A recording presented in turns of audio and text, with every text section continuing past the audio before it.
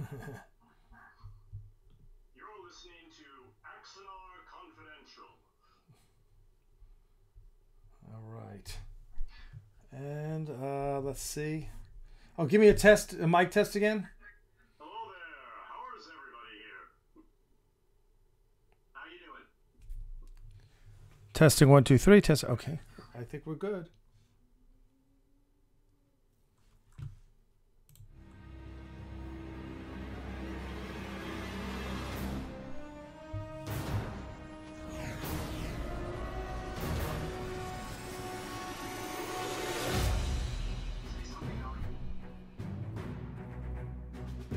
Yeah, we're gonna go live in like 4, 3, 2. Greetings, everyone. Good evening on another wonderful Monday evening. Oh, let me get this straight there. And I'm Alec Peters. This is Axanar Confidential, episode 7, I think. And I have with me today the one and only Admiral Slater, Steve Jepson himself. Steve, welcome. I'm glad this all worked out. Coming to you from Airy Studios, this is Axanar Confidential with Alec Peters. Now, there's a voice. There's a voice. By the way, tell everyone you're an opera singer. Of course, you're a teacher.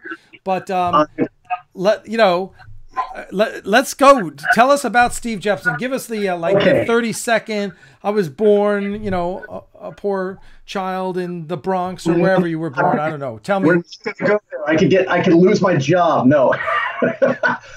Born in Eastern Iowa.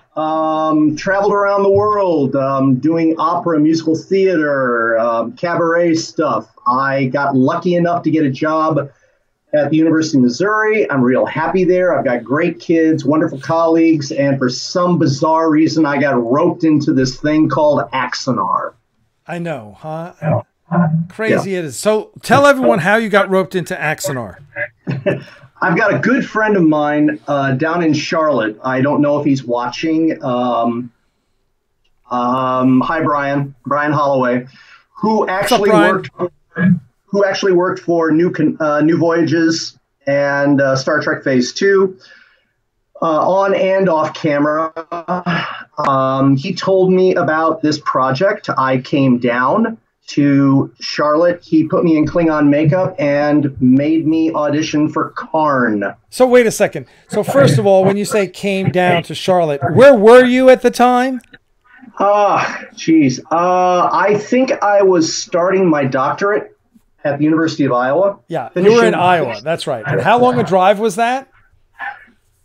18 hours. You're insane. Okay, so so everyone knows, he drove 18 hours down to Charlotte to get in Klingon makeup to do an audition tape for Axanar. Now, this is 2012. Maybe 2011? I think it was 2011, yeah. Yeah, okay. So remember, everyone, we shot Prelude Axanar in 2014. So as a special treat here, I dug out of the Axanar archives. I dug out your audition tapes, which are really good. And it's 2 takes. I'm gonna run it for everyone. Everyone gets to see 2 takes of your take. And at this, you read the script. I sent you this. I guess it was. Yeah. I either sent you. I read the script. Was it your sides or was it the full script? It was my sides. Okay. And this is from the I call it the Ice Station Zebra scene. I'm pretty sure this is the scene when Garth and Karn face off on this research station, research outpost. So here we are now. Steve Jepson as Karn. Yes, Captain. Oh, maybe. I know you have men in the hills, one on each side. Maybe without kill us sound. all before I kill you and your lieutenant. Thus, they will not fire. Oh, I'm sorry. The advantage You don't have is sound. mine. And the tape shows sound. Why is it not picking up? I know you have men in the hills, one on each I have side. no idea. But listen, first of they all, will great not kill audition us all tape. before You're in I full kill Klingon you costume, and your right? lieutenant. We Thus, love it. This. The advantage is mine. You know the big benefit for this? Alec. There we go. Oh, you know what we're gonna do this again. Yes, Captain. I know you have men in the hills. Oh God, here we go. On each side. But they would not kill us all before I kill you and your lieutenant. Thus they will not fire. The advantage is mine. Yes, Captain. I know you have men in the hills. One on each side. But they would not kill us all before I kill you and your lieutenant. Thus, they will not fire. The advantage is mine. Dude, this was great. That was really good stuff. And then you hired that hack named Richard Hatch. Yeah. So the second one was my preference. I thought the second one was good, but it was good to see you do it twice, right? Without any direction, without anything but reading the script. You knew nothing about Picard, but yeah. And then after this, sadly, we hired Richard Hatch. I know that was such a mistake. But the benefit about that. Brian is a great costumer, and so we were around the house, and that was his Klingon costume. And the cool thing about it is that I'm walking around the house and I see a monster maroon jacket that one of his cats had decided to sit on. So it was just covered with cat fur. And I said, man, dude, what are you doing with this? And he said, oh, I made a new one. So you want it? So he gave me an entire monster maroon Star Trek movie costume that I wear every Halloween to my studio class at school. That's awesome. That's awesome. That is great. Great. Yeah. By the way, I have got to a couple little commercials here we're going to put out. One is Patreon. We have a Patreon campaign. All of you out there in YouTube land. Aries Studio Patreon. If you're not a member already, we have unique content that goes up all the time. We've got, like tomorrow, we've got a special YouTube chat just for our Patreon fans, a Discord channel for the patrons. We've been releasing first looks at patches and videos and storyboards and everything. We try and get our Patreon donors first looks at everything. So please, we're up to like $1,700 or something dollars. Yeah, please donate. Please donate. Yeah. Oh, you need to also tell everybody about the new announcement from Gwinnett County Schools. Which one? The one that they are going to add they're going to use Aries Studios to do a short for the Sci-Fi Short Award in Atlanta. Wait, is this Vince Barnett's thing? I don't know. I was just reading it on Aries Studios. See, I don't even know what's going on. We got Pasha Sovereign, who handles Gwinnett, who is the head of the video production curricula in all 28 county of Gwinnett County schools. He keeps sending me texts. Is it okay if we shoot this date? Is it okay if we do this? And I'm like, yes. I feel like, Pasha, just do it. You got a key to the studio. Do whatever you need to do. You know, so that's news to me. I'm sure. I bet if I look at my phone, he's actually sent me that text. And I was like, yes, go ahead. So yeah, but the cool thing about it is that if you're a member of the Patreon, you are helping a studio be able to help young students start their careers in film. Absolutely. And, you know, some of the guys today in our little private chat were like pushing us like, you guys need to push this more. Because, you know, today I went on the Axanar fan group and because I love Jonathan Lane. He's awesome, right? Jonathan's great. He's great, you know, and I love how the haters all say, "Oh, you're Alex sycophant." I'm like, if that's a sycophant, I need to reevaluate because he and I get into more arguments about the way to do shit. You know, we're always arguing in a good way, like point counterpoint, right? And today he loves trolling Carlos Pedraza, my stalker, the guy who has nothing better to do than write, you know, for 3 years about Axanar. And I finally said, you know, guys, enough of the haters on the Axanar fan group on Facebook. you know, I so rare. The only time I wind up thinking about him is when someone tells me, "Hey, did you see what Pedraza said about you?" I'm like, I don't care. Leave me alone. I just laugh at the, you know, they're so insignificant. Forget them. So I went on Facebook on the fan group and said, guys, enough. No more talking about haters. It's just I don't understand. Carlos is my friend. He was standing in front of the hotel at the end of the con, and I was driving out, and there he was, and I said, "Carlos, you want to ride?" And he said, "Sure. Can you take me to the White Castle?" I said, "Sure, I can take you to the White Castle." So I took him to the White Castle. Oh, there you go. There you go. It's too bad he wouldn't write anything positive about Axanar. He didn't write anything for 3 months because he couldn't shit on it. It was so great. But anyway, the point being that while I was getting on Jonathan today about enough trolling of Carlos, and some of the guys were like, the stuff that's happening with Gwinnett schools is so awesome. You need to be writing about that, Jonathan and Alec. You need to be pushing that more on the Patreon. And absolutely, we do, because, a matter of fact, I'll try and dig it out. I walked on the set the other day, and the kids had created their own visual for the upper monitors. So one of the upper monitors, I was like, what the hell's that? And they were like, oh, the schools, you know, the film school students did that. And it was their own little, I got to get the animation to show everyone. It was awesome. It was really funny.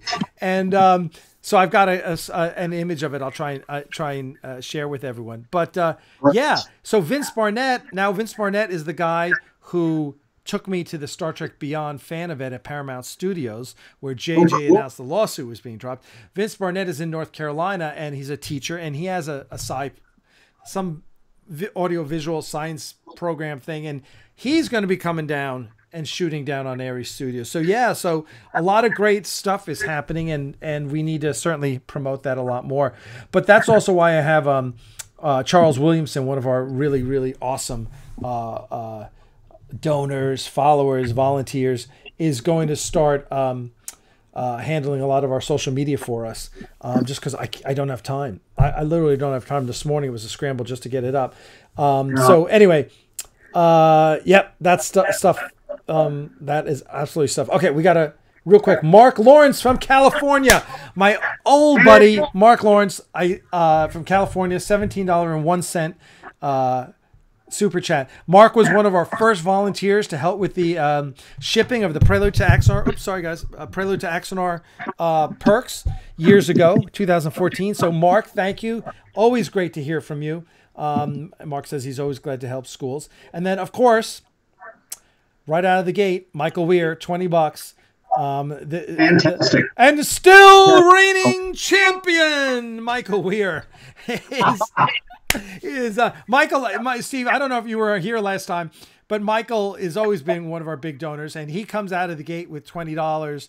And then that's great. That's absolutely great. And then I think it was Michael Carter, our other Michael, was like, well, I'll match anything Weir does tonight. So Weir then comes back with a $50 super chat, which Carter matches. And then Weir hits us with a $100 super chat, and Carter, I'm sure Carter was like, I said I'd match it. I didn't think he'd give $100. So Carter comes back because he's like not taking anyone's shit. So Michael Carter comes back. So we had $340 in super chats just from these two guys. Then we're raising money for the puppies, and they each, Weir throws down $200. Carter throws down another $100. I can't talk enough about how great these guys are and how much they're helping us and our kids. So they're helping the studio with the super chats. They're helping the puppies with the PayPal donations. Thank you guys. As always, that's you guys fantastic. Are the best. Michael Weir says, thanks for coming in, Steve. Glad to hear from you. So rather than playing Karn, we take your photograph. Yeah, you take my photograph. Well, actually, this is the time when we actually get to do it right. Because the guy who took my photograph is not on the Blu-ray. He's never mentioned in the Blu-ray. He is? Yeah. No, still photography was done by a guy named Michael Louvier. Oh, we got to get him on the credits. Hermosa, Iowa. He's a good friend of mine, and he's a huge Fiat guy. He's got like I think about 7 Fiats, and including one of the little Topolino ones that looks like a clown car. Oh my God. Hey, how's your Lancia Stratos? Not your Stratos, your Lancia Scorpion. Not a Scorpion. It's a Zagato. A Zagato? Yeah. Oh, I thought it was a Scorpion. Okay, my bad. No, you've got the right style, the Beta style, but it's the one that's got a convertible top on the back, and then it has a normal Targa roof on the top, so you can run it in different ways. Yeah. Right. It's fine. It's currently in It's currently in garage storage right now because we got I think we got about 3 or 4 inches of snow on Sunday. Oh. So it's too cold to drive something like that because it's an Italian car. Yeah. Dude, let me tell you, the Lancia Stratos, the rally car. Oh, fabulous. Fabulous. Still one of the greatest cars of all time in my book. It's just... Oh, yeah. The look of it is just fantastic. It's a beautiful, beautiful car. In those Alitalia colors, I had a die-cast of it, and I got rid of it. I got to get another one because that's one of my 5 favorite cars of all time. Yep. Yeah, that's amazing. So as you can tell, we're also car buffs here at Axanar. So Conrad Slater is just gets a photograph. It's you are literally the Sky Marshal Van Dien of Axanar. You're literally the guy who gets canned. What the hell is this about? I have no clue. Well, listen. So this is what we need to tell everyone. So, first of all, Trey has memorialized you in his comic books. Yes, Trey thank you. McElween. So Trey, who's superstar Trey McElween, Axanar super fan, Axanar comic creator, and a dear friend of mine, and a vet tech. So he is the brand new Aries Dog Rescue. I don't know if you even know that we named it Aries Dog Rescue. We asked everyone last time, Axanar Dog Rescue or Aries Dog Rescue, and everyone said Aries Dog Rescue. Okay, so now it's going to be Aries Dog Rescue, and Trey McElwain is going to be on the board of directors and our vet tech consultant. So he's the one that helped us out with the first batch of puppies, and I hopefully will see him this weekend. So I hope. Great. But anyway, Trey. You need to say hello to Trey for me. I will. He's such an awesome guy. So Trey's doing Axanar Comics, which if you people have not seen Axanar Comics yet, you need to see it. Go look it up on Facebook. It's amazing. And is it the second issue that Admiral Slater appears in? Yes. No, he appears in both. Oh, okay. In both. Yeah. Okay. So I think he's basing more of the second issue on Slater. Good. So the interesting thing is, and I think Jonathan has talked about it a little bit. He wants to do stuff with Slater. Is that there's Trey. Trey just says, "Hey there, Slater." Trey is online, saying Aries Dog Rescue for the win. So the interesting thing, what's happening now with Slater? Well, I mean, we've been talking about this now for, you've been talking about forever, but we've been talking about it's like, okay, so Slater needs not just a backstory, but he needs what's happens to Slater in the future. He needs a full story. Yeah. Whatever it is. Like what happens after he gets replaced? And like the thing is about Slater is he's just the wrong guy for the war, but he's the right guy at maybe every other time, right? And I think this is what Trey's talking about. This is what Jonathan pitched me his idea for it as well, and you had some ideas about it. So let's talk about Slater. Let's talk about what you think about this character, because you certainly put a lot of thought into it. Yeah, Slater's a good communicator. Slater is somebody who, and actually Trey gets on this in the second installment of Axanar Comments. One of the commanders talks about Second Chance Slater. And Second Chance Slater is a nickname he picked up because he was more into communications and negotiations than anything else. So he was always wanting to take a look at every single angle before he made a decision. So it was always second chance or second choice Slater.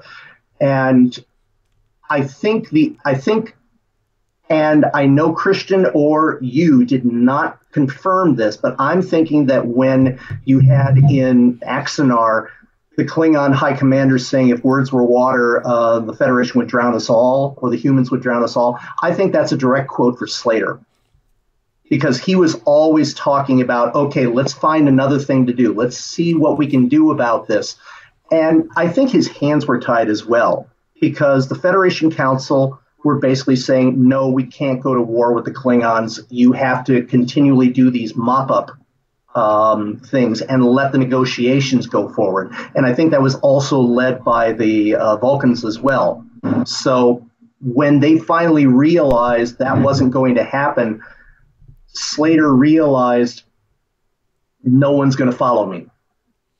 So I think they asked him to resign. He went ahead and resigned, and they replaced him with Ramirez. Gotcha. Well, and also I think then we talk about what Slater does after. Yeah. I love Jonathan's idea. I was thinking more in the idea that Slater helped start Starfleet, the Starfleet Diplomatic Corps, which is something that we see from Fox in TOS. Because I think he may be Federation, he may be Starfleet.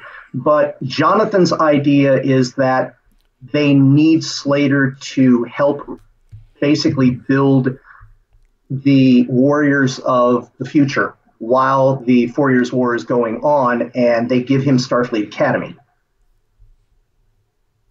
So Slater would be the commandant for Starfleet Academy. Right. And it would make sense that Slater, one of the reasons Garth gets where he is because of Slater. If Garth really has explored more systems than anyone else, if that's his little claim to fame, then that's something that Slater would have had a piece of. Well, yeah, I think Slater was very important in the expansion of the Federation. He probably was able to handle all the small skirmishes, all the small scuffles with with first contacts, with new races, with new species. I think Slater was probably a strong person on that, but the only thing that everybody is going to remember him for is that he basically rolled over, quote unquote, rolled over and played dead during the 4 Years' War against Klingons.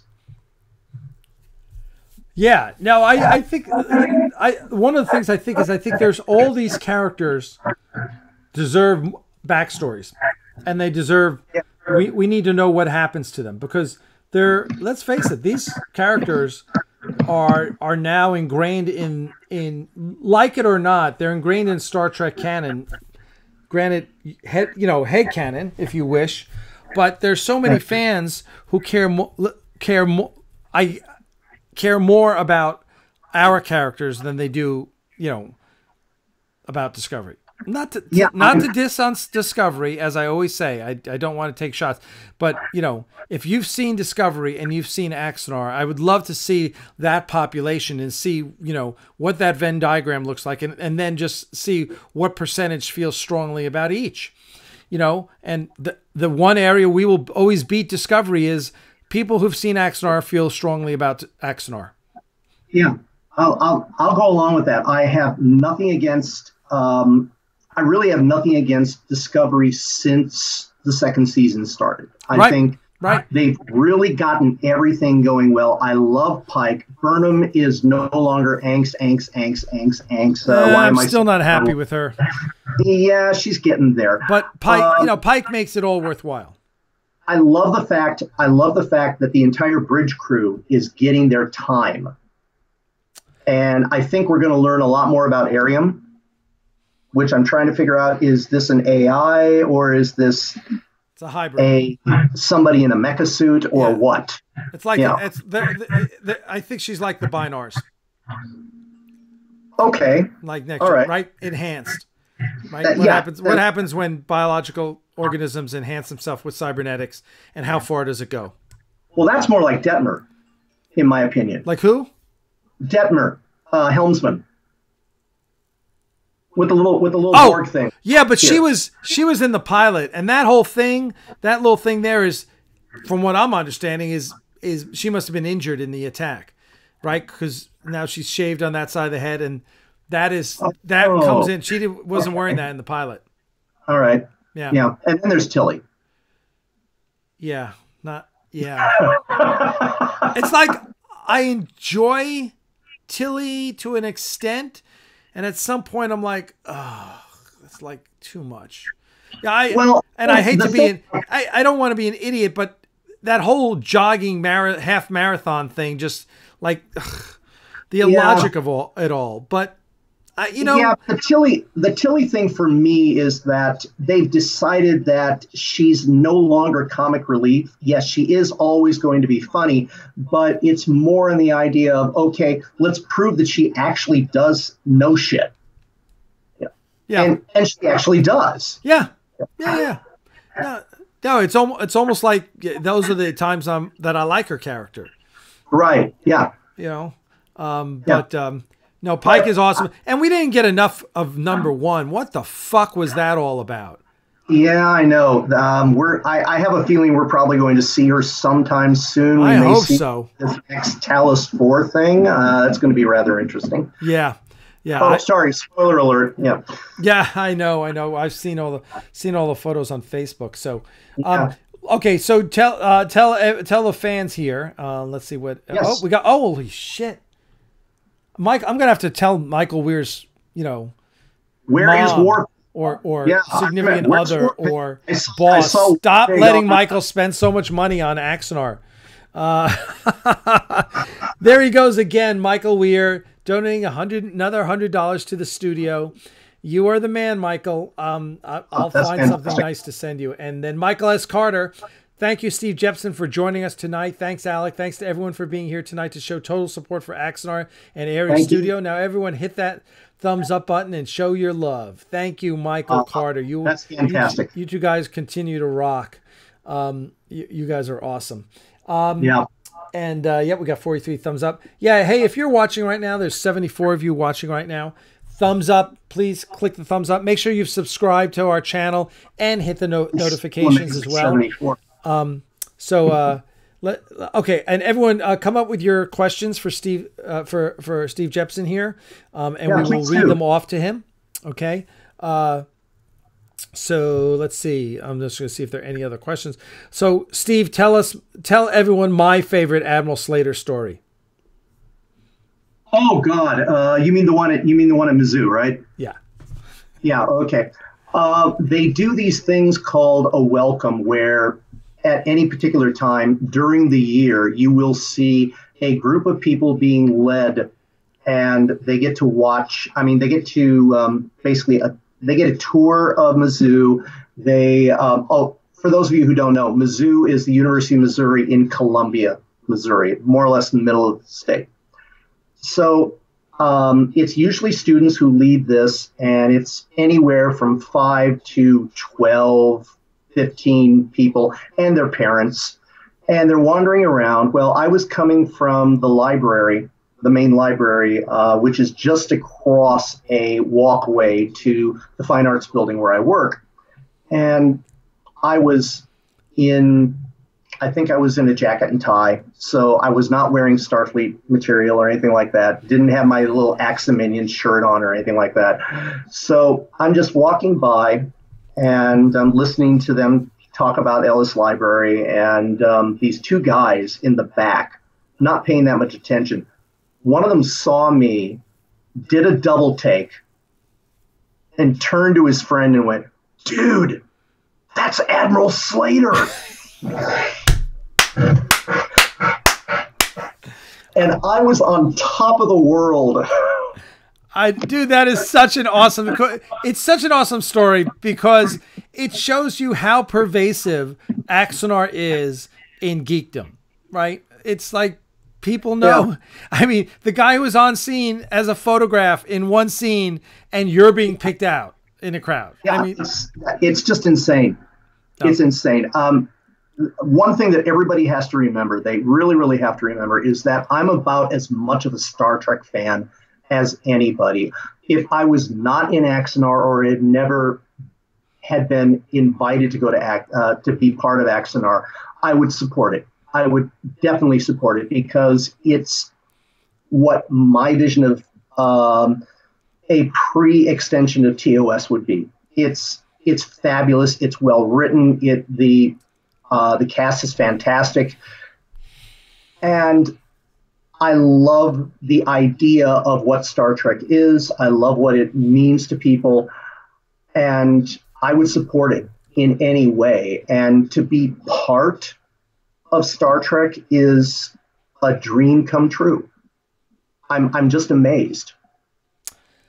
Well, we're glad to have you part of it, man. We're glad to have you as part of it. So here we got some questions. Smoky Mirror says, "Have you done Shakespeare?" Steve Jepson, "I hear all Klingons know Shakespeare in the original Klingon tongue." Well, we should point out that Steve is an opera singer, not just opera, opera. As a matter of fact, last week we did a concert in a town nearby, which was all Jerome Kern. Who is, and most people know him as the composer for Showboat. Oh, wow. But he wrote over 700 songs for over 100 musical theater productions. Wow. And the majority of his pieces are considered standards now. All the Things You Are, Smoke Gets in Your Eyes. Those are all Jerome Kern. Wow. Yeah. I have to say, we were talking, I was talking recently with my assistant coach, and we have a girl on our team named Maria. And so he just started singing, "What do you do with a problem named Maria?" Yeah. And we were laughing, and we just got on the subject of The Greatest Showman, which is now my favorite musical of all time. Really? I haven't seen it yet. Oh my God. You have got to see it. All Axanar fans watch it, because, Hugh Jackman, who's amazing, an amazing cast, top to bottom. And my dear friend, Jack Morrissey, his partner is Bill Condon, the famous director of Dreamgirls, and who directed the last two installments of Twilight. He just did Beauty and the Beast. He's the co-writer of Greatest Showman. So, which I found out after I'd seen it, and I was like, we were talking, and Jack was like, "Oh, by the way, Bill co-wrote that." And I was like, "Holy crap!" But anyway, it's amazing, and it's almost like it's one of those shows where every single piece is really good. And, wow. And the choreography is amazing, and it's just, I've seen it half a dozen times already just on TV. So yeah, you got to watch it, dude. I'm telling you, that is one brilliant piece of. I'll check it out. All right. Meanwhile, Steve, how do you feel about getting such short shift in Prelude to Axanar? Your only role was to get fired. And then. Yeah, I got fired, but the thing is apparently I'm still living, so that's good. That's right. Yeah. And then someone previously said, "Where's Warpig?" Well, here he is with a $50 super chat. Warpig Connors. Warpig. Hey, fellas, sorry I'm late. As long as you're here, Warpig, we love having you. So thank you so much for that super chat. That's very generous of you. Let's see what else we got. And of course, once Warpig shows up, everyone just loves saying Warpig. It's like it needs to be the battle cry of one of the ships, I guess. Captain Jesse, what was Admiral Slater's favorite ships to serve on? Also, did Admiral Slater's ships that he served on feel like family? Wow, good question. Well, first of all, I think the way I look at Slater's move up through Starfleet, I think he was probably young enough that he studied under Hoshi Sato. So that's where he learned his good communication skills. I think he was one of those people who just continually moved farther and farther and farther up. He probably became first officer on board a ship. and then went to Starfleet as head of communications. You know, and then from then he got onto the CIC board. And my opinion is that the Federation Council made him CIC because he was a safe bet. Right. Scott Gavin says, Showboat, wow, one of my favorite musicals. Yes, I am old enough to remember it quite well. Oh yeah, great musical. Yeah. Cool thing about Showboat is the guy who bankrolled Showboat was Flo Ziegfeld. Say that again. The cool thing about Showboat is the guy who bankrolled it was Flo Ziegfeld, the one who did all the Follies. Really? Back at the time. And it's the only telling thing from Ziegfeld's career, because it's the only thing that is continually done. Right. His career. Right. Yeah. Wow, that's fascinating. Okay. I had to do a lot of research on it, so I'll bore you to tears on it. Then Scott Voigt says, or Maria from West Side Story. Can we have a Maria, Steve Jepson? Maria, I just met a girl named Maria, and suddenly that name will never be the same to me. You make everything sound good. Yeah, I try. Come on. Well, hello from Scotland, Cameron. Crystal just dropped by, so we're gonna add. Hello, Crystal. Hey, Steven. Crystal and Scott. No, Crystal was out on a dog rescue mission. So let's see. Fantastic. I failed. Yeah, there's a little. We got word that there's a little Chihuahua running around at the gas station down the road. Oh no. So yeah, and it's so cold here. So we saw him earlier, but we couldn't snag him. We were on the way downtown for a book signing. I wish everybody nice, warm places, considering that it is so cold around the country. Yes. Yeah. So anyway, so that's we're dog rescuers now. So I was like, I got to do the show, and so Crystal came back, changed, and went out and tried to. Did you see him at all? No. Okay, we'll try again tomorrow. So let's see. Smoke and Mirror says, Dahar Masters sing Klingon opera. Alec, just saying.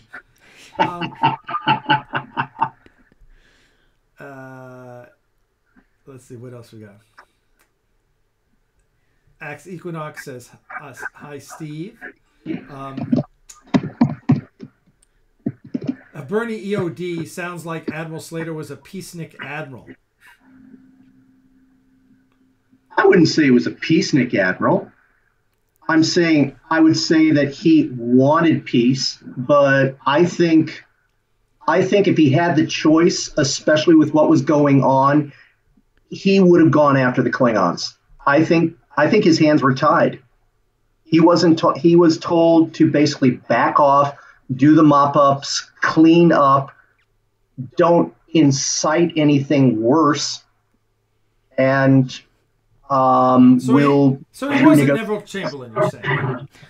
Yeah, very, very, very much like Neville Chamberlain. Although I don't think Chamberlain ever wanted to fight Germany. No, he didn't. No. He didn't. He didn't. All right, so DC Frank, hello from Germany, Captain Garth and Admiral Slater. It's an honor to meet you both. Thank you for bringing real Star Trek to the modern age. Well, thank you, DC Frank. It's always good to hear from our friends in Germany. All right. Michael Weir says it's 19 degrees in Oklahoma right now. KZ Bays in Minnesota. God bless you. Yep. Cubby Hawk says they like Crystal as Spider Gwen. Alec, I'm Cubby Hawk. Oh, are you Cubby Hawk? Yeah, I'm Cubby Hawk. That's what I thought. Oh, okay. That's cheating. That's cheating. Okay. Well, good. It's 11 here in Columbia. And Trey McElwain says Supergirl, because Crystal did a Supergirl fan film, which we'll have to share with you. Working on it. Yeah, we'll have to send the trailer. It's the trailer's trailer. pretty good. There you go. Let's see what else we got. Some people signing off, so thank you very much. What else we got? Can you sing Klingon opera? No. If you had it written, I could probably sing it. No problem. Yeah. But actually, for those people who are just really, really into Klingon, you need to go to Chicago because every Christmas they do a Christmas Carol in Klingon. Oh yeah. We know. I remember that. Yeah. Yeah. And actually, they are working. I think that same company is working on doing all of Shakespeare in Klingon. I would actually sit through that. Depends. Julius Caesar would be good. Oh, yeah. I mean, if you're going to have JG as one of the characters, that would be fantastic. Absolutely. Yeah. He'd do it. Charles R. Williamson, our good friend, buddy, volunteer. He's going to have to take off early because he's got chemo tomorrow. He's fighting cancer. We are all wishing you the best, Charles, in your fight. Keep up the fight.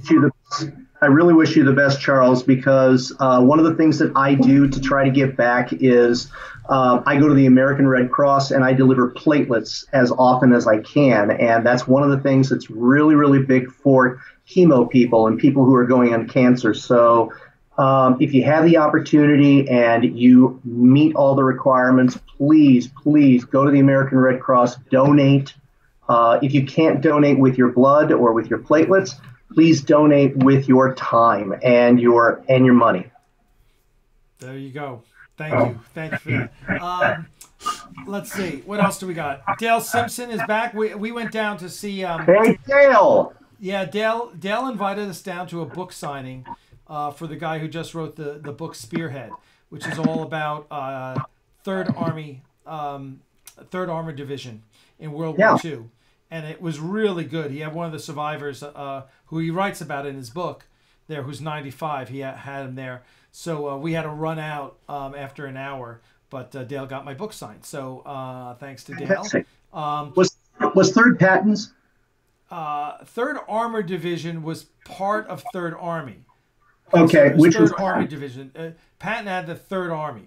So right. So Third Armored Division was one of the armored division. It was called Spearhead because their job was to break through and go behind enemy lines and fuck them up, basically. Yep. So they're not well known because they were always behind enemy lines. So it wasn't like you didn't have Edward R. Morrow in the midst of you reporting back every week. No. Yeah, it was fascinating. It was really great. I can't wait to read the book. Val, also known as Eccleston Angel, with her traditional sign-on, "All hail Alec Peters, savior of the Star Trek universe," which I chuckle at. Thank you, Val. And I was always like, "Oh, what's your real name?" She's like, "Val." I'm going, "Well, that's a lot easier than Eccleston Angel." Well, her real name is like 5-6 words long. It's just like I don't know. She's like a baroness or something like that, or I don't know. Charles R. Williamson, I have not yet begun to fight. Well, thank you. We are all behind you, Charles. You know that. Yes, you exactly. know we're all here for you. And so, what was the first starship that Admiral Slater was assigned to in Starfleet Academy and assigned to as a freshly graduated ensign? I'll let the creator answer that. We're gonna have to think about that because I'm not even sure. We have to do the timeline and then see what ships were right because there's 84 years between the last episode of Enterprise, and the 4 Years' War, right? And we don't know shit about the ships. I mean, technically, the Bonaventure, which does not look like the stupid one in Star Trek the Animated Series. Let's face it. And we know there was the Daedalus, and that's like all we know now. What's the other one that they just made an Eagle Moss model of another one? Not the Bonaventure. Someone will tell me. What's the Eagle Moss model? It's the one with the deflector dish right in the center of the saucer section. Anyway, but we really don't know much about it. So I'd like to go back and fill that all in. I think that's fascinating. Oh yeah, definitely. I remember I sent you a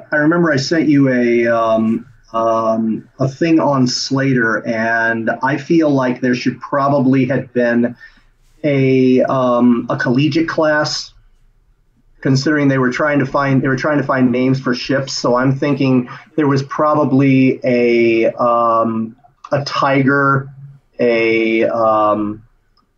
But ships named after colleges, and they were probably used as training ships. Yeah, okay. I'm down with that. Yeah. Let's see, what else we got? Admiral Jepson served on the USS Tucker. DC Frank, how were Tony Todd and J.G. Hertzler to work with? Having both played Klingons before, did you have to calm them down while directing them? Well, first of all, I didn't direct them. Christian Gossett directed them. And Tony Todd and J.G. Hertzler are just two totally different people on set, right? Both consummate professionals, but very, very different. Tony, the key word on Tony is intense. He's intense. He's into it. He's not there to screw around. It's a matter of pride for him that he gives you just the most amazing performance. And he is an amazing actor. So I told my story about, I think it was last week, the week before, about Tony. And when I was with JG, during the JG interview, I have my Tony Todd story. So go back and listen to that. He's amazing. He's a wonderful actor to watch.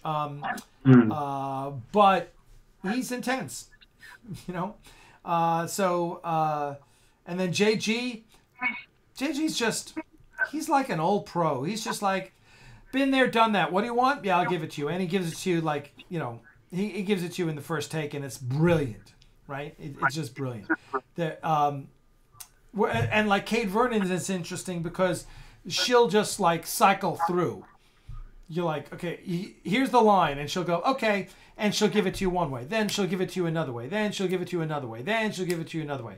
And she's like, you pick, right? She's amazing that way. She just like, it's just like watching her go click, click, just down the list, right? Boop, boop, boop. She's checking out. Amazing, just amazing. JG's much more like, I know this character, and this is how he's going to deliver it. And you know what? He's right. You know, so everyone's different. Every actor's different, and they were all play. And then there's Gary Graham, who's just like, he's always cutting up, right? He's always, but man, when you say action, boom, there's Saval right there. Yeah. You know, it's like Saval's right there at the surface, and boom, he turns it on. It's great. It's really great. You know, Alec, I got a bone to pick with you. Oh no, what do I do now? Well, you always talk about me being an opera singer and doing musicals and stuff like this. You never talk about Gary and the Sons of Kirk. Oh yeah. And you never talk about JG, who wanted so much to be an opera singer. I didn't. Yeah. Did he tell me that? I don't know that. I've heard him talk about that. He told me that on during drinks. Well, I was there. I bought that round.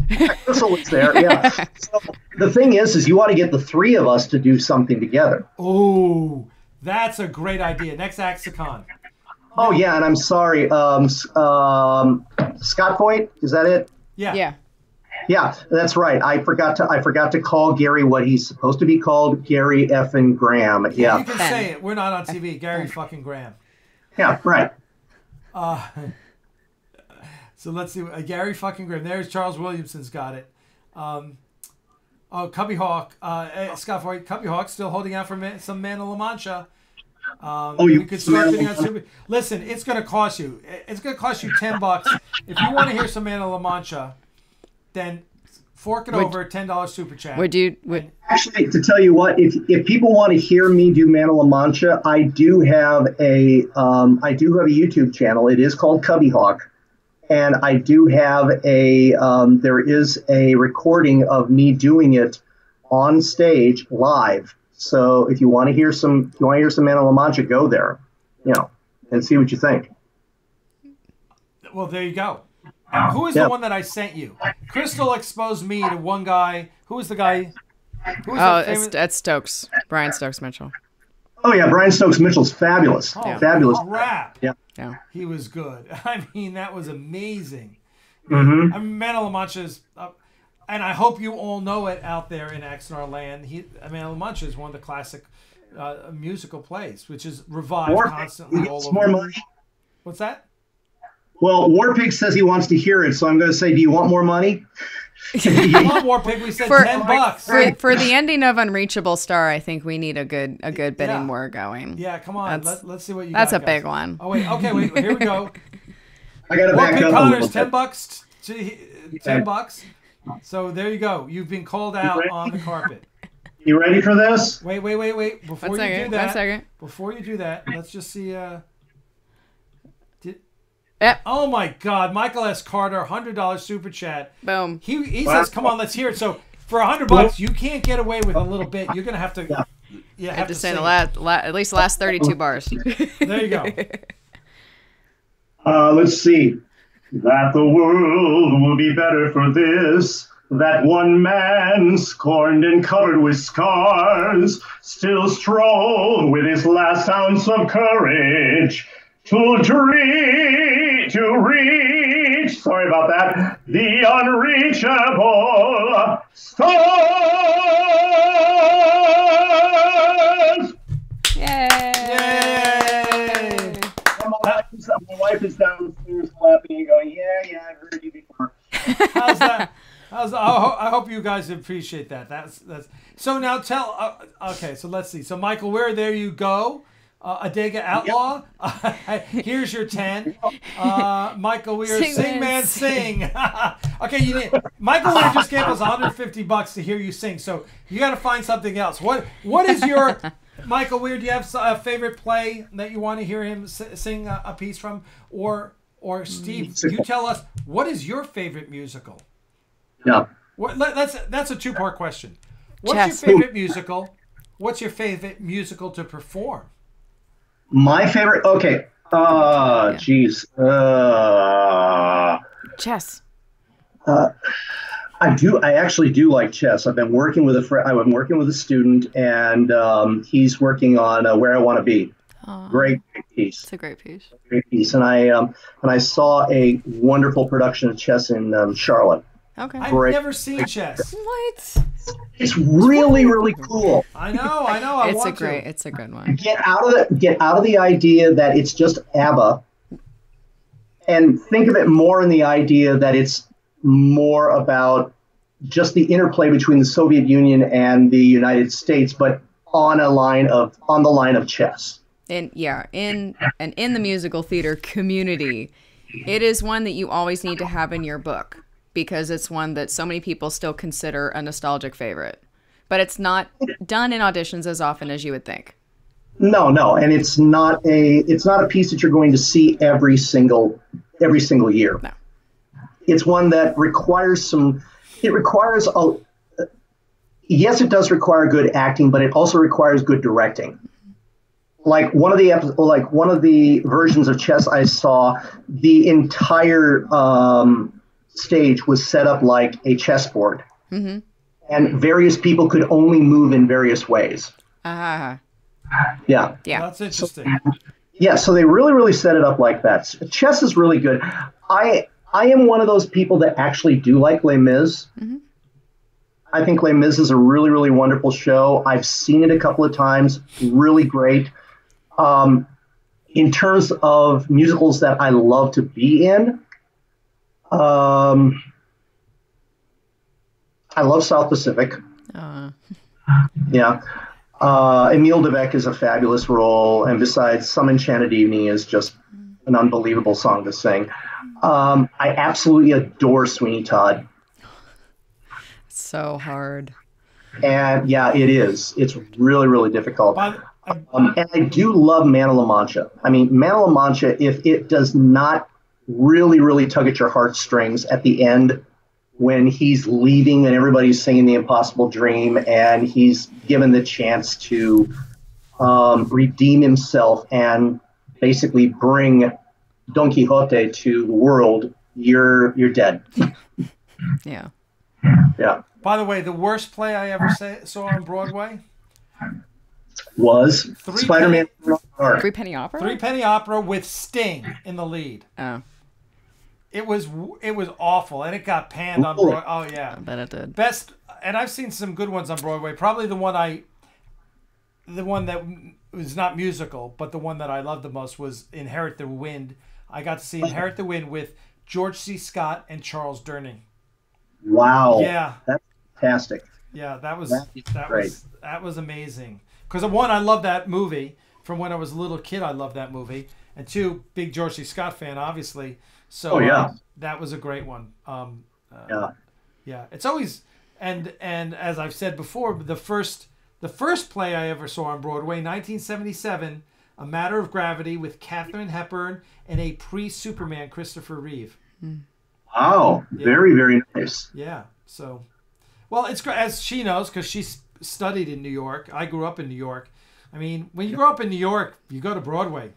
It's just right. Oh yeah, you're spoiled. It's you're exactly. spoiled. Exactly. You know, parents take you down to Broadway all the time, and you grow up seeing musicals and plays, and they had. If you were a student there, you could go see shows like Les Mis and anything that had been around for a few years for $25. They always had the student tickets. Yeah. Scott Gavin, no, George C. Scott cannot sing, as far as I know. Inherit the Wind was not a musical.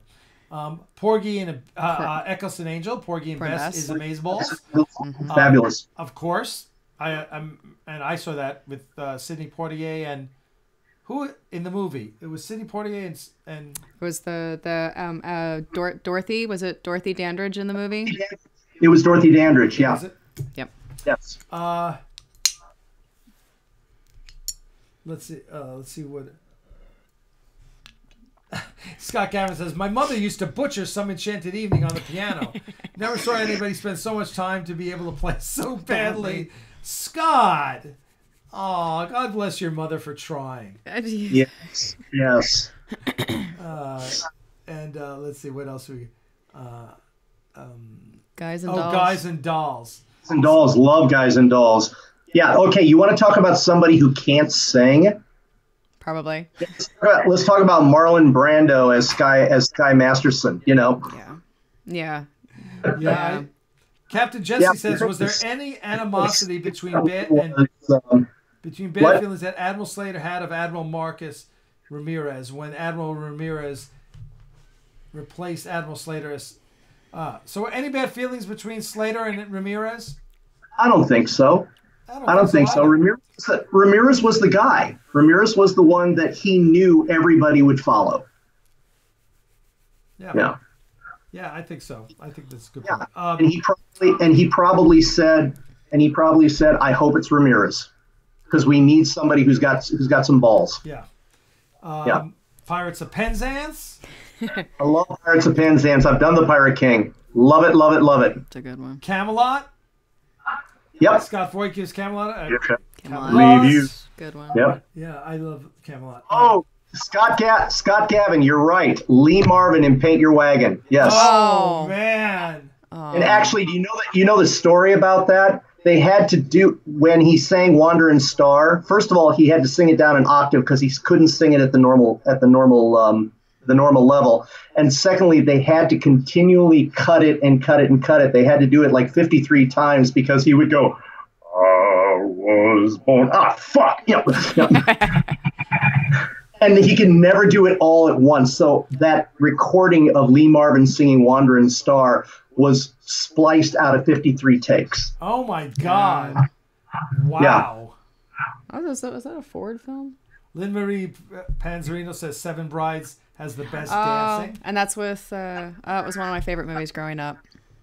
Oh, Seven Brides for Seven Brothers. Oh, I love that one. Yeah. That had a baby Catwoman in it. Yeah, that's Michelle Pfeiffer? No, Catwoman who in the Batman TV show. Lee Merriweather? Yeah, no, the other one. Weather? No, she was in the movie. No, the other one. In the movie, it's Lee Merriweather. And so not the movie, the TV show. I'm saying Lee Merriweather was a movie. It's the one on the TV show. Julie Newmar. Thank you. Julie Newmar. Right. Yeah, she played Dorcas. Yeah. That's right. She did. That's right. It's a great movie. Jim Wagner says we're going back and forth between musical theater and Axanar. Jim Wagner says, Axanar musical. What or which timeline is Axanar in? Is it canon, same as TOS? Yes, it is in the TOS, the original timeline, right? We're not going to call it Prime because that's the new shit. The original timeline, which is TOS, Enterprise, TOS, Next Generation, Deep Space Nine, Voyager. That's the original timeline. That is where Axanar sits, right? Yeah. Right before TOS. So thank you for that question, Jim Wagner. Yes. So the question I have for you, we've got some guys working on blueprints. So where does the tardigrade go in the Ares? Right below the little lever on the toilet. Up your butt. It's also right next to the microbrewery, right? Yeah, exactly. Yeah. Michael Weir is singing General Chang, superstar. You're number one, and you know who you are. Well, we all know who General Chang is. General Chang. What? No, we all know who General Chang is. He was in a musical. Christopher Plummer. Oh, well, yeah. Christopher Plummer was in a musical. He was in the musical. Yeah, he was in the musical. The musical, right? Yeah. And he hated Julie Andrews. Yeah. Let's see. What else? Richard Chamberlain was also not a good singer in Sound of Music. Richard Chamberlain wasn't in Sound of Music. Not the film. I don't think he ever did the play. Well, I loved him. That's true. He did. As a matter of fact, that's not true because my wife saw him in a number of pieces when she lived down in Dallas. Richard Chamberlain. Yeah, he was in My Fair Lady. He played Henry Higgins. Okay. Oh, okay. That's interesting. I can see that. That's interesting. Yeah. I grew up watching him in Slipper and the Rose, and that is a musical nobody knows of. Oh, yeah.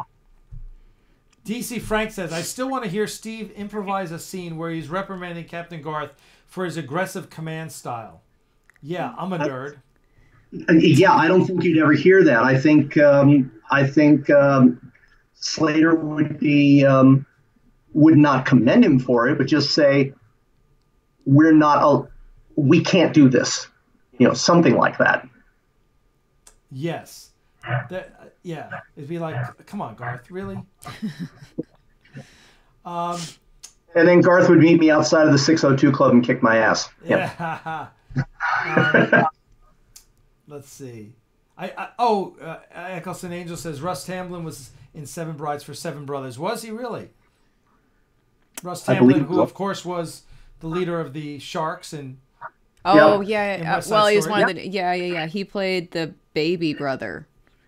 I think so. He played the baby brother, Gideon. And his daughter, Gideon. His daughter, Russ Tamblyn's daughter, was the girl in. Was it Joan of Arcadia? His daughter, his daughter was in a TV show, and Russ Tamblyn played an officer. He did a guest shot as an officer on Babylon 5. Yeah. Okay, Felix Winkelkemper. Winklenkemper. I hope I'm pronouncing that right. Sorry, Felix. 100 euros. God bless you. Thank you. That is awesome. Love it how you make Axanar a melting pot of the good parts of American show business. Looking forward to everything coming from you. Hey, Felix, thank you so much. You. Look, this is a blast because, every guest we have is different. Everyone brings something different and unique. And there's only so much Axanar we can talk about, right? We don't want to bore you with the same stories every week. So if we can all talk about things we love and share that love, because we're all multi-dimensional geeks, right? I always say I'm the multi-geek. I've got a lot of things, and it doesn't have to be geeky things. It can be, like Steve has I've seen your opera and musicals. What else do you? Cars. Steve and I are both car lovers. Yeah. So Alec, I think everybody knows that you are a huge World War II buff. Yes. Yeah. So are we talking Air Corps, Army, or Navy? Or all? Yeah, all. All. Because remember that the Army Air Corps is part of the Army at that time. There's no Air Force. Right. Okay. So let me ask you a question. Sure. Favorite fighter? Favorite fighter? Yeah. I'm going to get in trouble for that one. Probably the Me-163 Comet, the German rocket fighter. Really, over the 262. I love the 262. As a matter of fact, I won a big bet against an Air Force vet. An Air Force vet once. One of my friends. He was a friend, and he'd flown Rio on Wild Weasels. Okay. And Wild Weasel was an F4 Phantom done up as an anti. Right. It's basically a flying electronic warfare platform, and Rio is a radar interceptor. It's a coin craft. Yeah. Yeah, and so he said to me once, I'd never forget. He was like, we were talking. He said, "Oh, the F-86 was the F-86 Sabre was the first jet combat jet." And I said, "No, it wasn't. ME-262." Yeah. And he goes, "No." And he bet me. I forgot what he bet me, but he lost, and he admitted it. I showed him all the data, and he was like, "Oh, okay." I was like, "Yeah, dude. You know, Luftwaffe. You know, I was really okay into then. all that, huh?" Okay, U.S. I'm a sucker for the well kitted out Tiger Shark P-40 Warhawk. Okay. Just because I think, the Flying Tigers are just, between the Flying Tigers and the Red Tails, there was just some real great aviation stories in World War II, right? I will that. But other than that, it's really tough because if you try, when you think of American aircraft, you think of either a P-40 in the early war, or then a P-51 Mustang, which was just, Cadillac of the skies, right? Okay, who's going to remember where that's from? Come on, somebody. Cadillac of the skies. Where's that from? What's that quote from? Jump in. Mine P-38. Yes, P-38 rocks. P-38 rocks. Yes. P-38's great.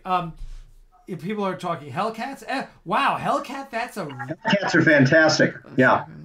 Corsairs, of course, because the Empire of the Sun, baby. Smoky Mirrors gets it. Nice. Empire of the Sun. Yep. No, not Top Gun. Not Top Gun. No. It's so sad that in coaching my volleyball team, which is 15-year-old girls, not one of them has seen Top Gun. It's like they were all doing. That's okay. They were all doing different high fives, and they were doing the beach the high five that Tom Cruise does on the beach, and I was showing them the correct way to do that, and I was like, Top Gun, and they were like, huh? I was like, Top Gun? You haven't seen Top Gun? No. I'm like, kids these days. I do this all the time with my students. I will mention something and they'll go, "What?" Yeah, what? So P-38 gets some votes. The closest I came to a discussion about fighters and bombers is reading and watching The Hunt for Red October, which is awesome. The book is great. You got to read the book of The Hunt for Red October. Corsairs, listen. Corsairs are amazing aircraft. They're beautiful. Fabulous aircraft. And Baba Black Sheep was a great TV show. Yes, it was, and it was all fiction because it wasn't quite like that. But nonetheless, that was a great show. Can anyone name who the captain was? Who was Pappy Boyington's commander? What was the name of the actor in Baba Black Sheep? Let's see how good you guys. And you can't use IMDb. Jesus, they're fast on their phones. So you have to really. And they also have to say what commercial he did. Well, no, I'm not talking about Robert Conrad. No, that's. I'm not talking. He played Pappy Boyington. I'm talking about who was his commander. Not only that, who was. Oh God! Let's see, what do we got? Simon Oakland. There you go. No, Robert Conrad was Pappy Boyington. Simon Oakland played the commander. Dana L. Clark, yes, was the second. Yeah, he hated Boyington, right? Yeah. Exactly. Supermarine Spitfire was a great airplane. Yes, it was. F4U Corsair, yep. Was absolutely great. Niagara Warrior, you're clearly from the Canadian side of Niagara Falls. If you're going to tell me your favorite plane is the CF-105 Avro Arrow, which was a Canadian super plane. It would have revolutionized, and the Canadian government fucked it. as good as they've done with healthcare, their defense industry got fucked. Yeah. So let's see. Yeah, listen. In World War II, I mean, the thing was the Germans had so many amazing planes. The F-109 was a gorgeous plane. ME-109, right? The 109 was a great plane. The 111, the HE-111 was a fabulous plane. Great light bomber. Yeah. I mean, there was just some amazing stuff. And then, just some, all of that, we call it Luftwaffe 1946 stuff. But the Arado bomber, right? Oh, and my favorite, my favorite plane of World War II, which never flew, the Horten HO-9 Flying Wing, also named the GO-229. In production, it's going to be the GO-229, which is the only surviving copy of which is in the Smithsonian Institution without wings, but it's embodied. But that's my all-time favorite plane of all time. As a matter of fact, the great story about that? Educating you people here is when Lockheed decided when they were going forward with the B-2 stealth bomber and the F-117 Nighthawk, they literally went to the Smithsonian and said, "We want to see that GO-229 because it was built as a stealth aircraft." So yeah, that's really interesting. Wow, you guys are on fire. Look at this. We start talking about aviation and all the geeks come out.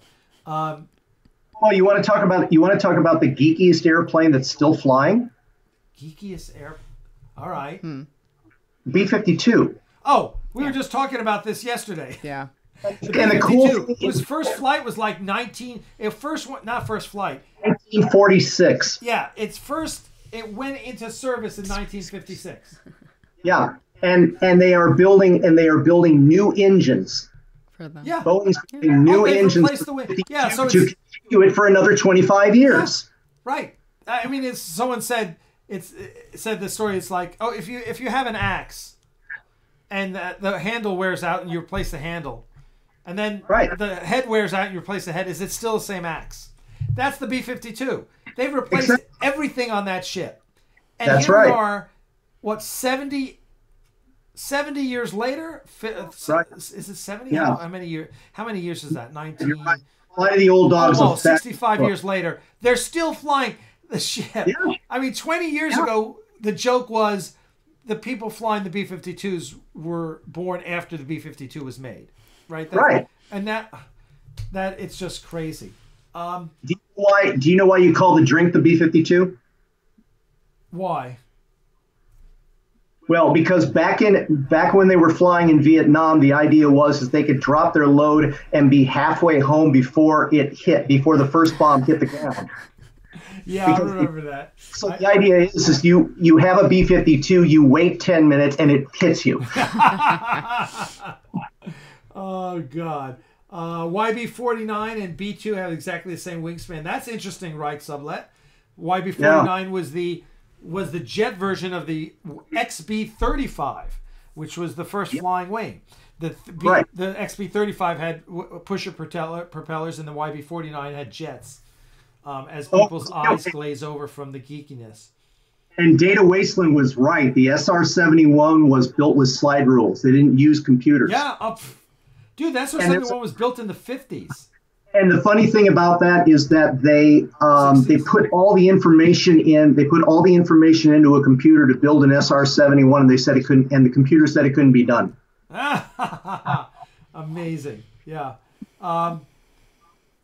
Oh, and one of the cool things about it is, you remember the B-36? I love the B-36.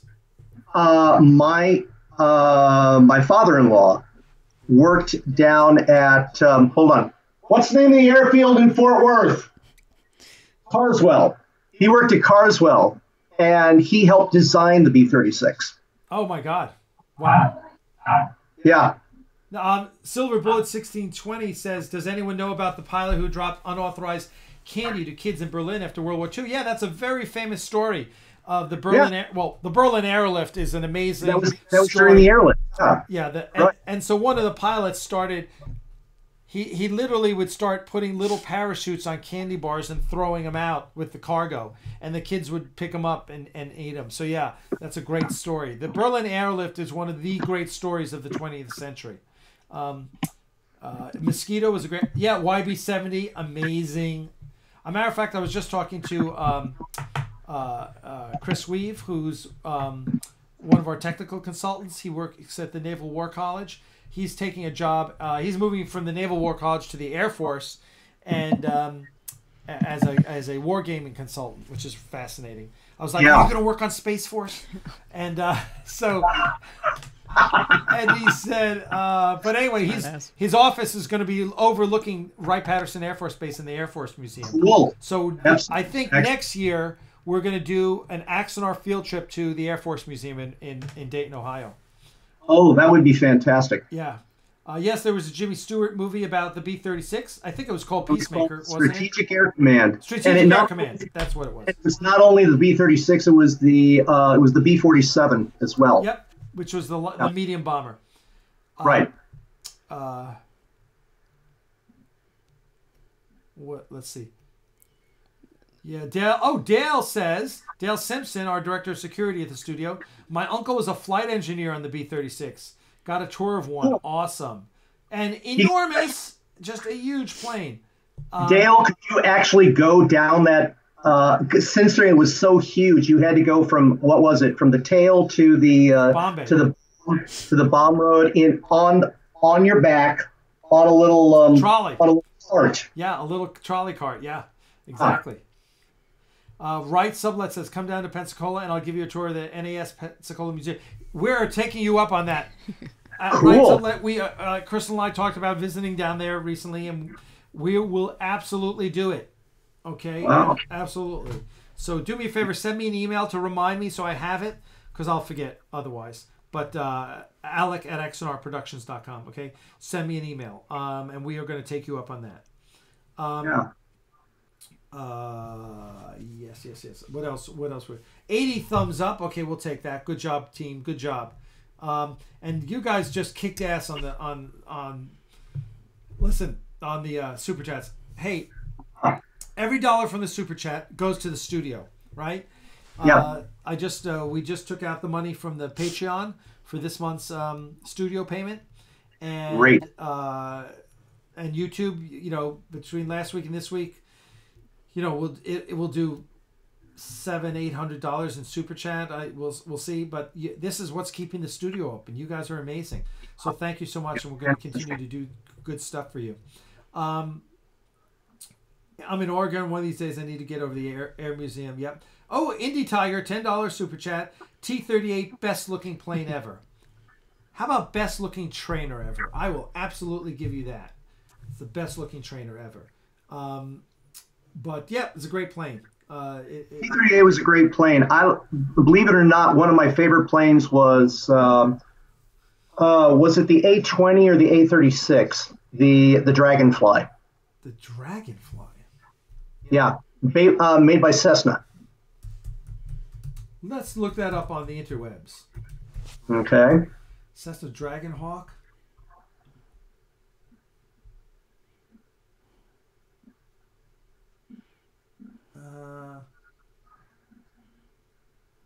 I don't see. I've seen the BAE Hawk, which is that tiny little trainer. Is that the one you're referring to?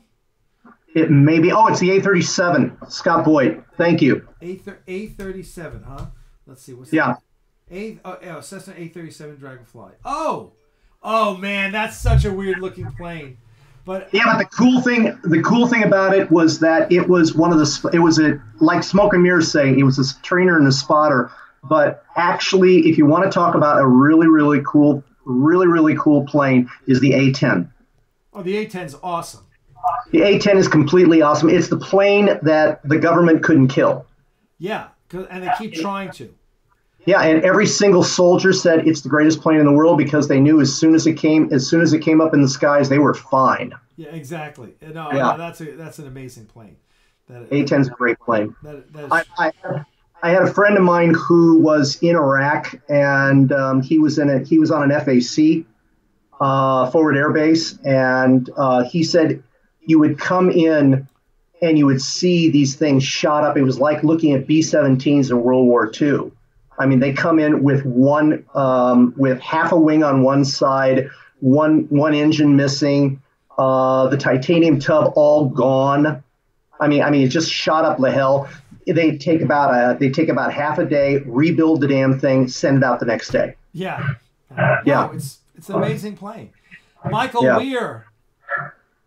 That name's so familiar. Okay, Steve, can you give us your favorite Admiral Slater quote in Axanar? Well, it's not an Admiral Slater quote. It's Admiral Slater's favorite quote. Well, I can give you an Admiral Slater quote. There you go.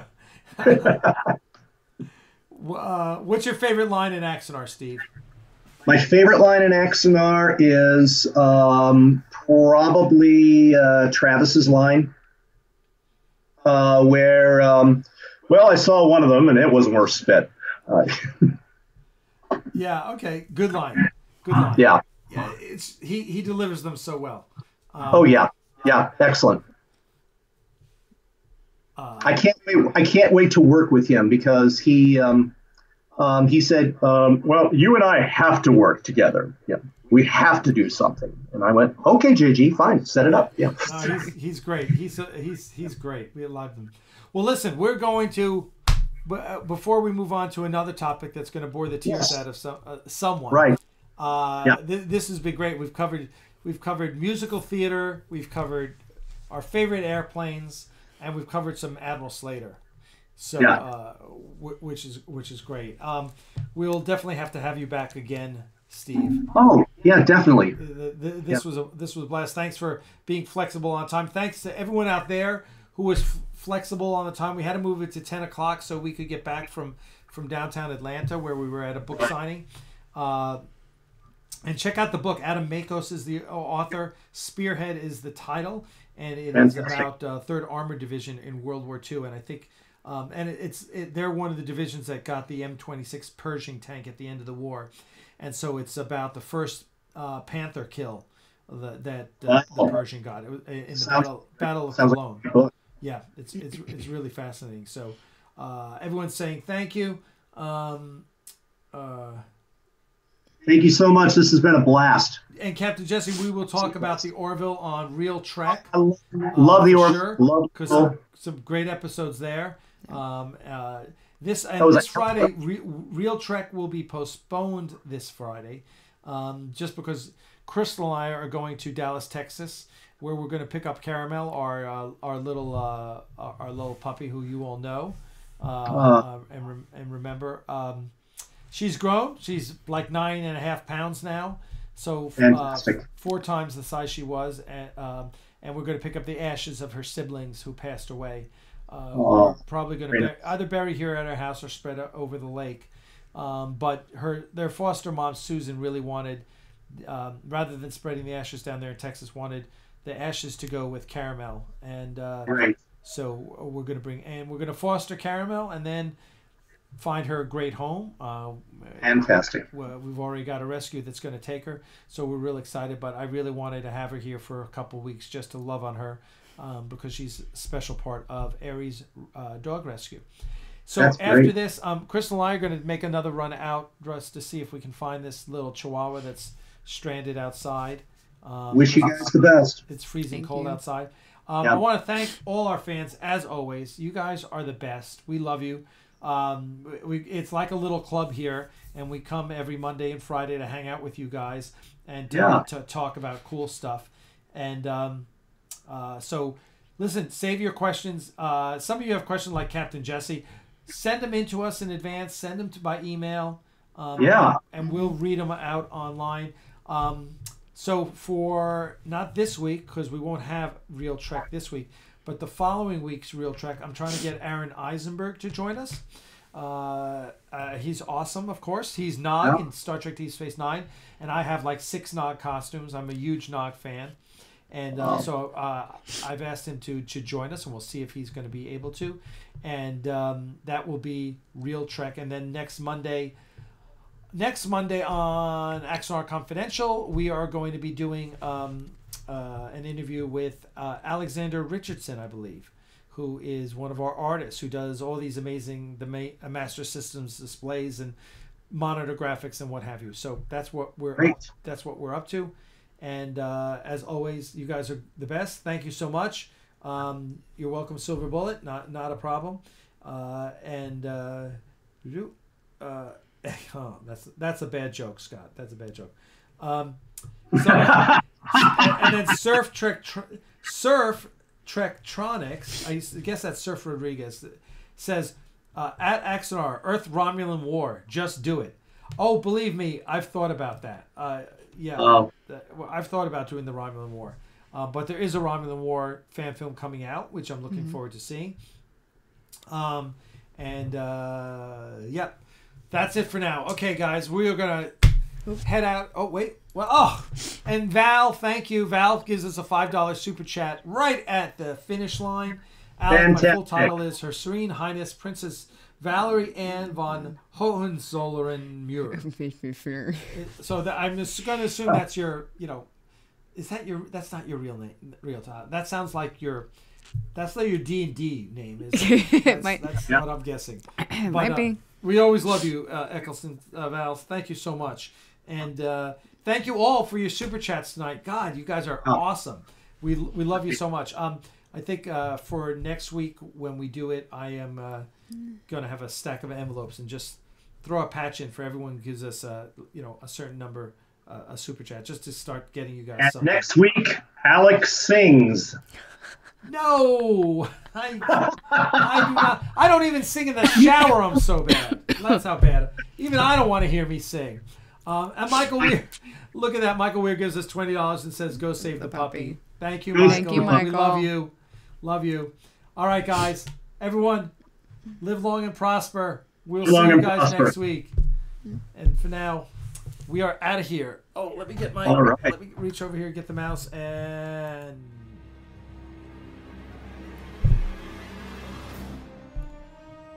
Yes, we are. All right, dude, that was awesome. That was a lot of fun.